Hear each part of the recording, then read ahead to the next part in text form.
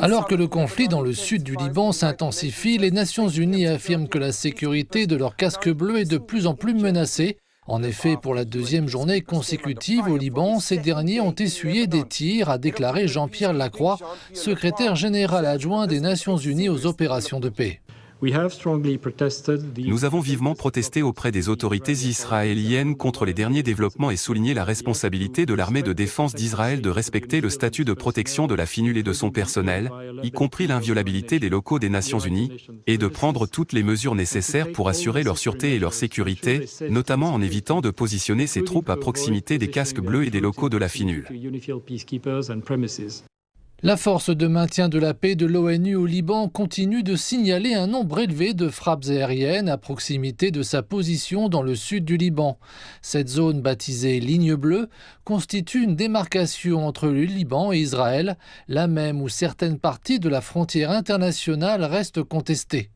Créée par le Conseil de sécurité en 1978, la force de maintien de la paix des Nations Unies a pour mandat de rétablir la paix et la sécurité internationale en aidant le gouvernement libanais à maintenir l'autorité dans la région.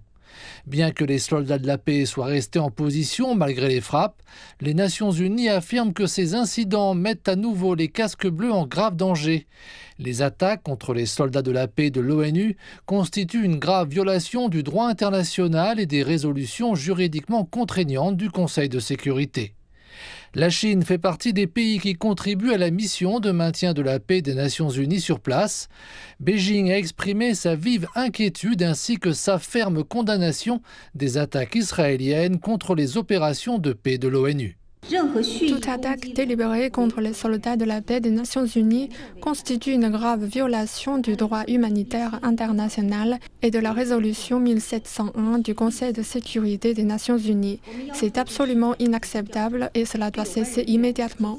Nous demandons une enquête sur l'incident, des actions pour amener les personnes concernées à rendre des comptes ainsi que des mesures pour empêcher qu'un tel incident ne se reproduise. D'autre part, de l'autre côté de la frontière, à Gaza, une enquête des Nations Unies accuse Israël de mener une politique concertée de destruction du système de santé, affirmant que cela équivaut à des crimes de guerre.